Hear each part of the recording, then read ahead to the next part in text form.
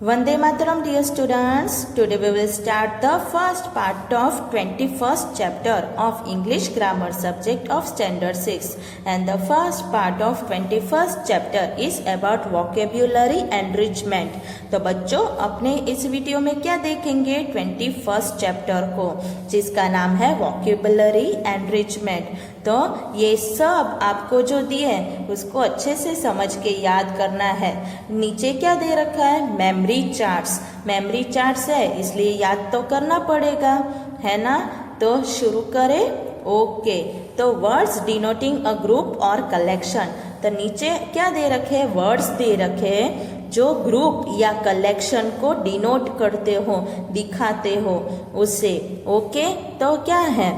A nest of ants, a hive of bees, a herd of deer, a fleet of sheep, a herd of cattle, a flock of geese, a bundle of hay, a bunch of keys, a crew of sailors, a flock of sheep, a swarm of bees, a stock of goods, a pack of hounds, a gang of thieves, a bundle of sticks, a heap of rubbish, a gang of robbers, a crowd of people, a bunch of grapes, an army of soldiers, a bunch of flowers, a band of musicians, a brood of chickens, a chain of mountains, a collection of stamps, a pack of playing cards. तो ये सारे words जो मैंने underline किए हैं वो क्या है? ग्रुप या फिर कलेक्शन बोल सकते हैं. कलेक्टिव नाउन्स बोलते हैं ना, वही है. तो इसको आपको याद करना है कि शीप है उसके झुंड को, उसके ग्रुप को क्या बोलते हैं? फ्लॉक. उसी तरह इन सब के ग्रुप्स को आप ये सब बोलोगे. समझ में आ गया? अब नेक्स्ट क्या है? Word expressing the cries of birds and animals. तो नीचे जो वर्ड्स है वो सब क्या है कि बर्ड्स और एनिमल्स है वो कैसे आवाज निकालते हैं, वो कैसे रोते हैं या क्या बोलते हैं वो है. ओके. तो कैसे करोगे? तो कैट म्याऊ, काउस लो, flies birds, bees hum, cattle low, crows caw, lions roar, dogs bark, birds chirp, doves coo, owls hoot, asses bray, cocks crow, goats bleat, frogs croak, sheep bleat, hens cackle, pigeons coo, bears growl, tigers growl, lambs bleat, wolves howl, mice squeak, ducks squawk, jackals howl, camels grunt, horses neigh, serpents hiss, eagles scream, parrots screech, elephants trumpet, monkeys chatter. तो ये सारे जो मैंने words underline किए हैं वो क्या है? आवाज जो निकालते हैं बर्ड्स और एनिमल्स. तो ये भी आपको याद करने हैं. ओके. अब नेक्स्ट पेज पे क्या है? Words indicating the young ones of animals. यानी कि इन एनिमल्स के छोटे बच्चों को क्या बुलाते हैं वो है. ओके. बियर के बच्चे को cub, cat kitten, cow calf, deer fawn, dog puppy, donkey foal, duck duckling, goat kid, goose gosling, hen chicken, horse foal, lion cub, sheep lamb, stag fawn, tiger cub, wolf cub. तो ये जो मैंने words underline किए हैं वो क्या है? तो वो इन एनिमल्स के बच्चे हैं. जैसे कैट के बच्चे को क्या बोलते हैं? किटन. डॉग के बच्चे को पपी, ये तो पता है. इसी तरह इन सब के बच्चे को ये बोलते हैं. तो ये याद करना है. अब क्या है? Some common place comparison. Comparison अपने किस किस से कर सकते हैं, कैसे करते हैं, वही कॉमन कंपैरिजन नीचे दे रखे हैं. ओके. तो जैसे कि as hot as fire. Fire को किससे कंपेयर कर रहे हैं? हॉट से. क्यों? फायर गर्म होता है तो हॉट से ही करेंगे. As dry as dust. Dust तो सूखा ही होता है इसलिए उड़ता है ना. फिर as soft as silk. Silk की तरह मुलायम. As bright as day. As good as gold. As black as coal. As heavy as lead.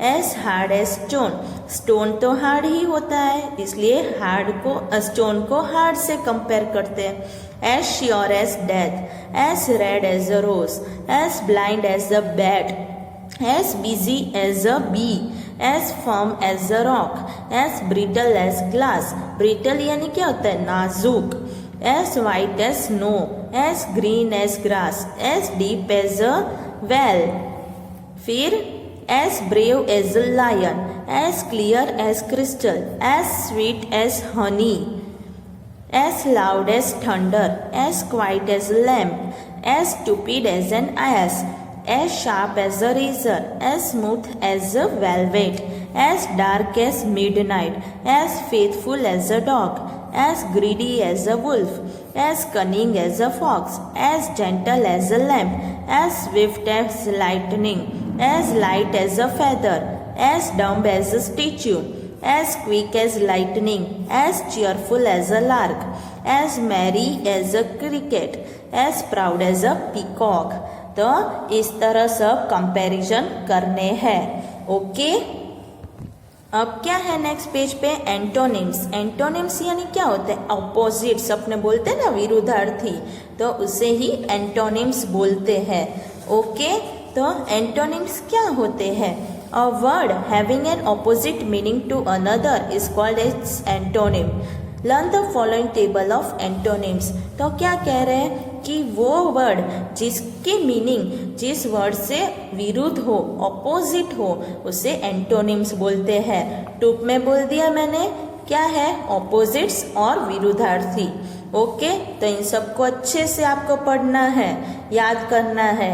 Okay, तो क्या होगा, above, below, death, life, accept, reject, deep, shallow, admit, deny, agree, disagree, allow, disallow, difficult, easy, dry, wet, early, late, always, never, ancient, modern, appear, disappear, empty, full, entrance, exit, evil, good, arrival, departure, attack, defend, bad, good, exclude, include, exterior, interior, failure, success।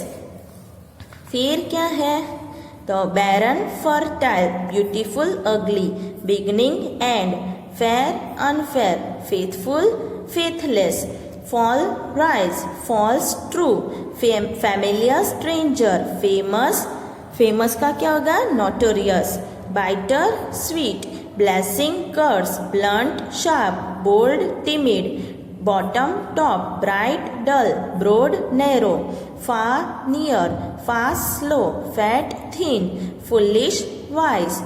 फिर buy, sell, cheap, costly, cheerful, cheerless, freedom, slavery, fresh, stale, friend, enemy, clean, dirty, clever, stupid, cold, hot, comedy, tragedy, hard, soft, heaven, hell, hope, despair, common, rare, confess, deny, create, destroy, cruel, kind, hot, cold, heavy, light, high, low, honest, dishonest।